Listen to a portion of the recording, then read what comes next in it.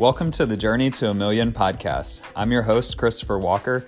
This podcast is about my personal journey from being $25,000 in debt to getting to $1 million of net worth by the age of 43. Follow along with my journey, implement the ideas, and let's do it together. Thanks so much for joining me. Let's get started.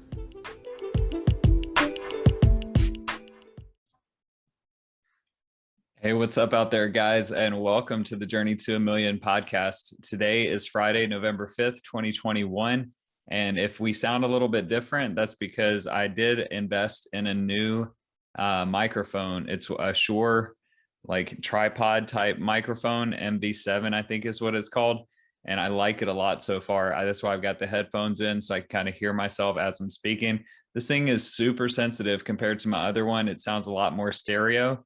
And I definitely like the fact that there's like a desktop app that I can download to mess with the mixes and stuff and mix up the audio. I haven't even done that yet. I've just been enjoying it as it is for now. But yeah, it's a huge game changer, and I'm hoping that you guys can tell and like the difference. So today we're going to talk about a couple things. We're going to talk about Shiba, and if you guys should invest in it. I think that's probably the number one question from newcomers into the crypto markets right now. And then we're going to, of course, dive into week 10 of the sports betting versus investing challenge. As of course, got to say this every episode, that is just imaginary money.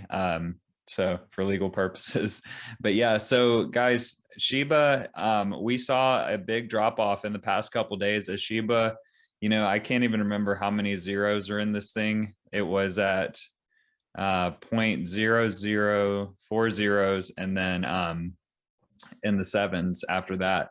And we saw it drop all the way down to the 4.495 area. So that's like a 20%, 25% drop that we saw in a day. That's a tough drop to see. And I think, as you guys can see with some of the people, and it's like when everyone's saying invest in, the meme coins, we're just going to talk about like why you would want to invest in Shiba and, if it's a good investment for you. So, I don't want to tell you my opinion up front necessarily, but I'll just kind of like, first off, prerequisite that by asking you, so if you're investing, what are your goals from the investment? And like, what are you looking to make? How long are you looking to hold it? And, is this going to be a long-term thing or a short-term thing? So, as you guys know, I watch BitBoy Crypto, and I think he's been very accurate with a lot of his dates so far in the bull market. And according to his sources, the bull market will probably last until, January and then February at the latest. We'll probably see Bitcoin top out in December. And then in January, we'll see some pumps from the altcoins, but then at that point, we'll be in very uncharted territory. So, I think that sounds accurate to me as well, because whenever I first was looking at crypto, it was December, January of 2017 to 18. And that's when the last crypto market was topping out. So if you don't know what I'm talking about, I think it's really important that you understand the market cycles of cryptocurrency, because if you don't, then you could be buying in at the complete wrong time. And that's unfortunately what happens to a lot of people. By the time I was kind of figuring it out and had heard about it, it was already at the end, and it's a terrible time to invest. So most of the stuff that I was trying to buy in, it might have gone up a little bit in the short term, but then of course, like the bear market came. So if you're not familiar, about every 4 years or so, there's a Bitcoin halving event, which the halving event is basically where the mining reward for Bitcoin drops down like 50% every 4 years. And that's written into the code of Bitcoin. So what happens when that halving occurs, it triggers like a bull market that lasts approximately 2 years. Okay. So the last bull market ended in about January. And then in May of 2020, I believe it was, maybe like April, May of 2020, we had the halving of Bitcoin. So as you've seen, ever since that time, we've gone in like a big bull direction slowly, but then now we've gone parabolic in the last few months, and March was the craziest month. We corrected, and then now we're back on a rise again. And I think if you don't understand those market cycles, then you could see this and you're like, a lot of people, what's going to happen over the next couple months? people are just going to see cryptocurrency and hear all about it and want to get in, and they're not really going to understand the market cycles if they haven't taken the time. And that's where people jump in and they buy Bitcoin at 100,000, and then it maybe goes to 110 or 120, and they might take profits, they might not. And then all of a sudden the bear market happens and it drops to 80, 70, 60, 50. And then most things correct 80 to 90% during the bear market is what's happened so far. There's been two bull markets. One was 2017 timeframe and one was 2013 timeframe. And so there's been two cycles before this to kind of show us what's going to happen. And each cycle, there's more and more coins that happen out of it. Excuse me. So if you understand that the bull market is not going to last forever, is it a smart investment to buy Shiba right now? Well, if you look at the total market cap of Shiba, it's about $10 billion. And that's billion with a B, which is pretty insane considering the fact that it's a meme coin. And so then you're looking at, okay, you're putting your money in, and if you're actually investing like a large sum of money, like, are you investing with the sense of like, hey, I know this is gambling, and if I lose it all, I won't care? And if you have that mentality, then I think Shiba is a fine investment. But if you're going in with the mindset of, hey, this is money that I actually need, and it would actually help my family to, if you take some out and use that, that's great. But at the same time, are you going to know when the right time is to sell? Or how high do we think Shiba can go?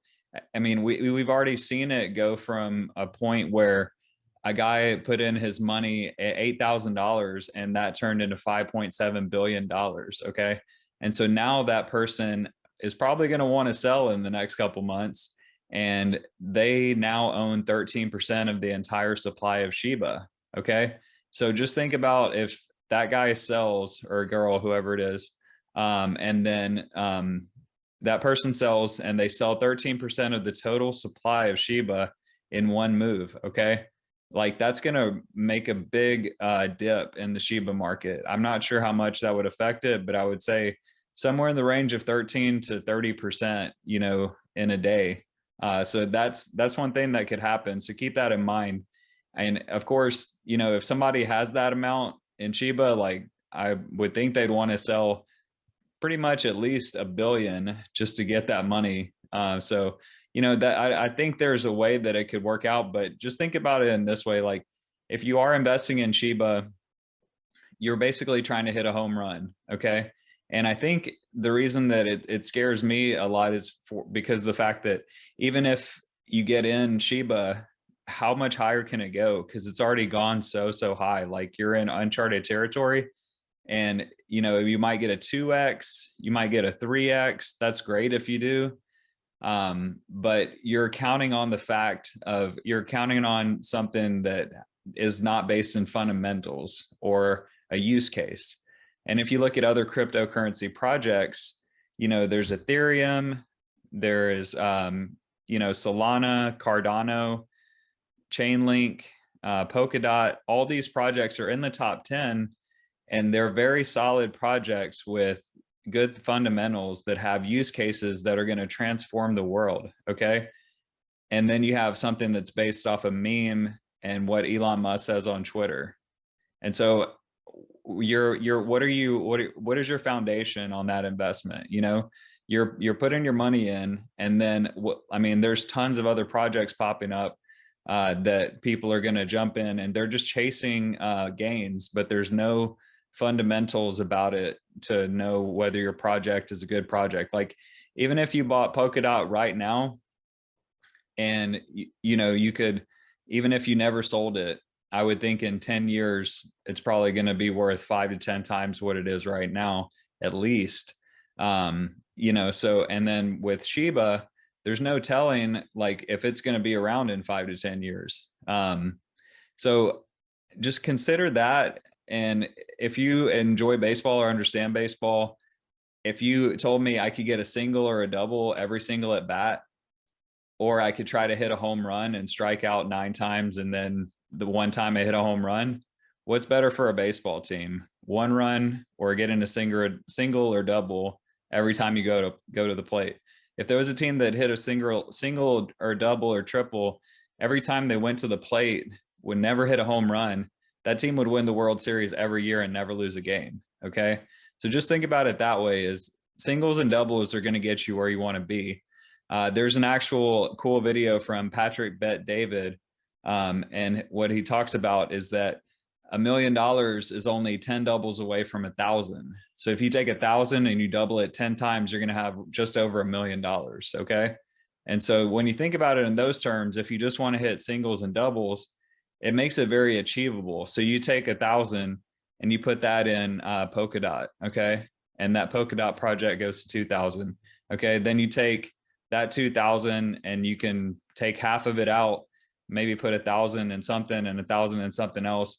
And then just like every time you're going into like smart projects and diversifying your money, so that you have more ways to have gains, because not all coins are going to go in the same direction and pump all the time. So you're kind of diversifying yourself a little bit. But this is just like a loose way of saying that, you know, you can get singles and doubles and get to 1 million, or you can try to hit it one time and get it. You know, that person that did get that 5 billion in Shiba, hopefully they'll be able to sell it. You know, that's the thing, is if there's not enough people to want to buy that Shiba, or, you know, like Coinbase, if they have it on Coinbase or whatever wallet they have, to try to sell that, they have to sell that onto a market that's willing to buy it for them to even profit and take those. So we'll see how that even goes. I can't say that I'm an expert on all the liquidity type stuff, but if you're trying to invest money that you really need and you're putting it into something that's just based on a meme, and then people can leave at any time and not care. I think when you look at a project like Cardano, even though it's not doing as much lately, the people that are investing in Cardano for the most part are people that are holding Cardano for years. You know, it's a very long held project. People believe in what its mission is, whereas Shiba, people are just in there chasing gains. And if you look at average hold time for Shiba, it's like 13 days total, because people will jump in and out. You know, they're not there for long-term project, you know, movement and like what the project actually stands for. If you look up in 10 years, where is Cardano going to be in market cap and where is Shiba going to be? It'd be an interesting thing to look at.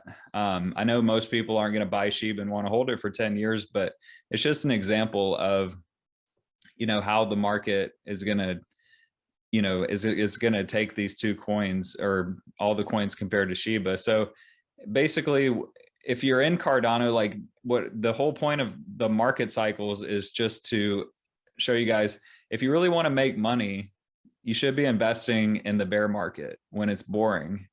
And whenever the bull market comes, you can get the gains like Shiba, but you can just do them with safer, better projects. So for instance, like if you put $1,000 into Cardano in March of 2020, which was right before the Bitcoin halving, I think that'd be worth somewhere between $50,000 and $100,000 right now. Okay. Because Cardano was about 3 to 5 cents at that point. And that's a top 10 project, top 5 project, you know, maybe not top 10 anymore. I think it just went, yeah, number 6 now, my bad. But still, I mean, this is a very safe, like a long-term project that is going to be used on a global scale. And whereas Shiba is just a meme. So just consider that. Okay. So basically, we have about 3 months left in the bull market, maybe less. If you look at coinmarketcap.com and look at some of the projects that are starting, one thing that happened in 2017 was there was a lot of things where it was like initial coin offerings. And what happens is people were actually making coins up, and they were like, hey, this is what this coin's going to do. And just because people were chasing gains, that's why people were investing. And all of a sudden, like the coins, whenever they had enough money in there and people were like, you know, hey, we're at a good point, like we've made a lot of money, let's, like the people that started it just sold everything, and then the project fell out. It's called a rug pull. And that's what happened with that Squid Games coin. Was that like basically people sold, or I don't know how it went, but with some of these, if you look at the coin market cap, like most trending, you got like Shibazilla, Baby DeFido, Mars Rise, Sakura Netto, Mini Floki Ada, Baby Sheena Inu, You know, these are projects that are just made up by somebody, and they most like, I haven't researched all of them, but it sounds like they're all just made up projects that somebody just made for people to all pile into. So you think about that, that sounds a lot like 2017, where people are just creating coins and they don't really have a use case as far as I know. And then people are just piling into them, chasing gains, and then they're going to leave as soon as they're going to come in, just because there's going to be new stuff out. And so it's just, to me, that's straight up like gambling with your money. And of course, you know, if you want to gamble with your money, then that's fine. But I think it's, you can definitely see similar or better gains if you're just patient with your time horizon for your investment. So you say, hey, you can do a 2x maybe in Shiba for the rest of the bull market, but 2 to 3x if you're lucky. Hopefully it doesn't drop down and, you know, more.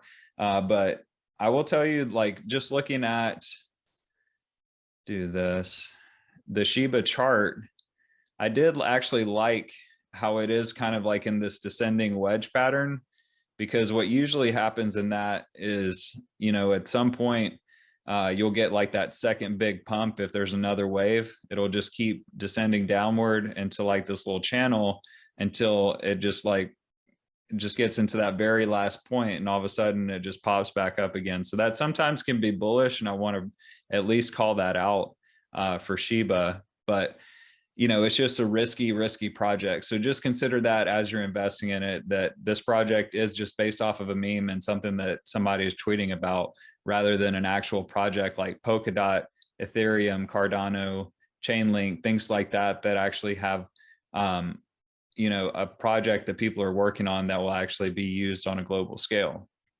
So it feels a lot better. Your money feels a lot more stable in those projects, even though you might not hit that home run. Is still with Ethereum. You know, you could have invested in Ethereum in May of 2020 and Ethereum was $300. So you're basically a 12, 13x on Ethereum. So what I've been saying on this channel is, what we're going to do is, after the bull market's over, we're going to start putting in $100, $150 every 2 weeks. Okay.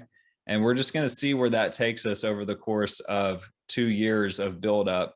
We'll have like 2 years of buildup or so to the Bitcoin halving. And then when the halving happens, we'll have all these projects and they'll start pumping. And, you know, we can see how much, if we're investing small amounts on a consistent scale, how much that actually turns into over the course of a 4-year time horizon. Okay.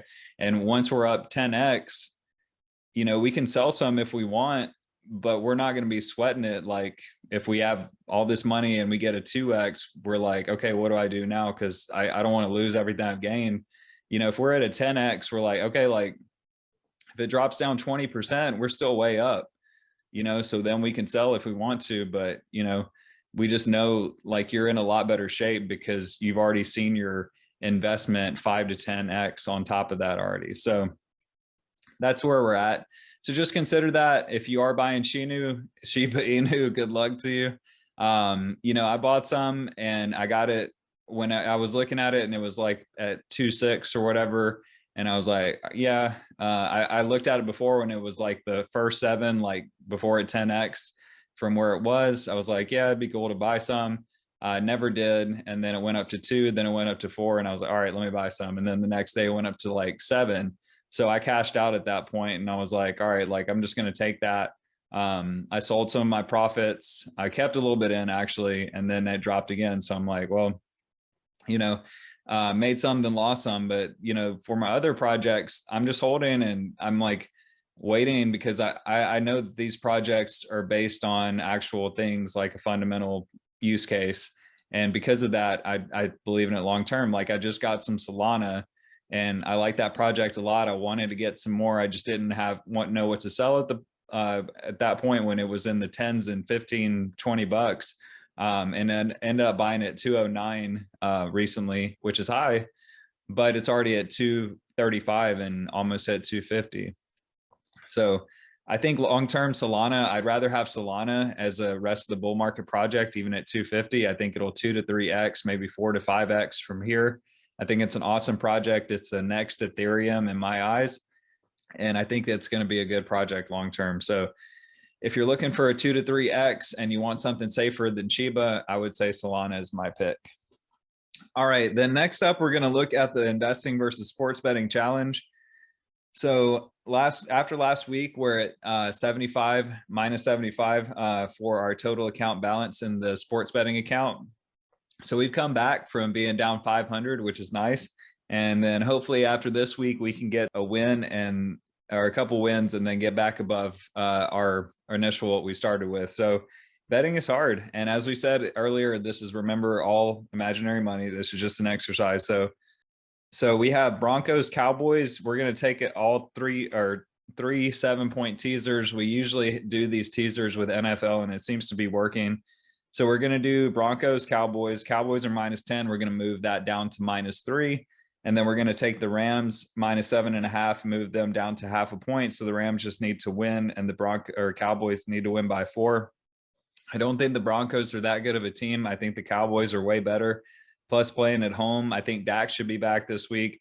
I just don't see how the Broncos could keep up with them on offense, plus just losing Von Miller. Then you got the Rams -7.5 down to half a point. Rams, the Titans are a good team. They keep winning, so that scares me a little bit for the Rams. But the Rams, I think, getting Von Miller this week, I don't know if he's even going to play or not. Even if he doesn't play, I still think the Rams are a way better team on both sides of the ball, and I like them being at home. So I'm going to put 130 to win 100 on this one. And then the next one, we're going to take the Pats -3.5, move them to +3.5 at the Panthers. And then the Bills -14.5 at the Jags, move them down to 7.5. We're going to risk 65 to win 50 on this one. So I definitely like the Pats +3.5, even though they're on the road. They just had a road game last week, but I think they're now in this road mentality where they're going to be able to keep this game close. The Panthers just do not look good lately on offense. And I think the Patriots, it's going to be a low scoring game. So I like having the +3.5, just a lot of running going on in this game. And then basically, I know for the Patriots, Bill Belichick coached a lot against Sam Darnold if he does play. So if Sam Darnold does play, I know Bill Belichick will be able to kind of slow him down. And then if PJ Walker plays, I think he'll probably play better than Sam Darnold would, in my opinion, at least how he has lately. But I do think the game will be close, and it kind of favors the Pats here. So +3.5. And then the Bills, like we said, -7.5 at the Jags. It is at the Jags. I think the Jags could be frisky at home, but the Bills are a way better team. And the Jags just looked really, really rough last week against the Seahawks. So based on that, I think the Bills should take care of business, win by double digits in this one. All right, then lastly, we have the Vikings at the Ravens and then the Packers at the Chiefs. This is probably the one I feel the least good about, but Vikings, I mean, the Ravens, they're -6. We're going to move them to +1. So I think the Ravens, after a bad showing in last week or 2 weeks ago against the Bengals, they've had a bye week to kind of sit there and, be pissed off. I think they're going to take that out on the Vikings. The Vikings were playing the Cowboys last week, which I think are about on the Ravens level. However, the Cowboys didn't even have Dak Prescott, and they still beat the Vikings at home in prime time. That hurts for the Vikings. I'm just not a believer in the Vikings team. The Packers, so we're going to just make the Ravens just +1, so they could even tie this game and win that bet. I like that. The Packers, and then they're +7 at the Chiefs. I do think the Chiefs are finally going to switch it on at some point, but I just like the Packers in this game to keep it close. I think the Chiefs have not been able to cover most regular spreads all year long because Vegas keeps making them such a heavy favorite because they're like, all right, this is the week that the Chiefs are going to figure it out. Okay, no, this is the week. And then it's just kept going. After watching the Chiefs Monday night, they just don't even look like the same team. Like they just have not figured themselves out since they got destroyed by the Bucs in the Super Bowl. And they just don't look like they're a strong, team and flowing on offense. Plus teams have adjusted with the 2 high safeties on the Chiefs, and it's kept everything in front of them. Where the Chiefs just have to dink and dunk on offense and they can't get the big plays anymore. And they're struggling right now. And they're turning the ball over like crazy. So I think the Packers, after being able to beat the Cardinals, I think Jordan Love is a capable backup. And I think he'll At least that's what I've heard. Honestly, I've never seen him play, so I can't act like I know what I'm talking about on this one. That's just what I've heard. But I like the Packers plus 14 just to have the points. If they can keep it close, 2 touchdowns is a lot in the NFL. And I think they have the defensive advantage on this one. And Aaron Jones is good. So if he can kind of carry the load, Jordan Love can throw it to Devontae Adams a few times. Like they can get 20 points. Like I don't see the Chiefs scoring more than 34 on this team. They could barely score 20 on the Giants the other night. So if they played the same that they have been playing, I feel great about that one. So that one is 65 to win 50. And then lastly, we're just going to visit our crypto portfolio. So we're actually looking really good on the crypto portfolio. We definitely dipped down at the beginning, but now we're way in the black, and I like that. So Cardano still has not moved that much. 70 times 1.98 is 138.60. Solana, we have one of those at 235.49 today. Mana has dropped down a little bit. They were at, almost $5 last week when it was pumping, but now we're kind of settling and finding that new floor. So Mana, we have 200 times 2.67, which is 534. And then XRP 260 times $1.15, that's 299. Hopefully that XRP lawsuit gets settled soon and we can see XRP go off. And then Stormex 5,000 times 0.032 is $160. So add all those up and you get 1,367.60. So we're up 36.7% on our crypto portfolio after 10 weeks. If you have those kind of gains as an investor in the stock market, you're looking really good. Crypto, all we've done is pick 5 things and only one thing is pumped so far. Really, Solana's up like 10%, 20%, but I mean, every Mana is the only one that's really pumped, and we're still at 36%. So just think how high we can go. If you get 36% returns every year of your investing, like you're in a good spot. So just think like we're 10 weeks into something that we threw 5 coins into, and this is just imaginary money for the exercise. And we're saying like, if we did $1,000 of crypto, what would it look like compared to $1,000 of betting after the end of football season? And our crypto hasn't even really gone off yet, and we're still looking really good. Whereas with betting, we're still struggling to get above 500 or at least even. So we'll see how that goes after this week. But, for us to keep track with the way crypto is going, we're going to have to start hitting every pick almost. So you guys can see kind of that's the way this is going for the rest of the year. So that's my video today. I wanted to do a video for this week on Shiba just to kind of put my thoughts out there. And if you're in Shiba, I hope you make a ton of money and it goes up forever, and we'll see. But just remember, exercise caution when you're in that market, because it's not a fundamental market. It's just based on memes, and they can go up or down based on what Elon says or whatever. If there's a new Shiba that comes out, everybody's going to jump into that. So just be cautious. If you make some money, take a little bit out just to protect yourself if it does go back down. That way, every time it pumps 20% or so, you can take a little bit out just to save us some cash. And then if it does correct or whatever, you can get out and you're still protected a little bit. So that's it for this week, guys. Appreciate y'all tuning in.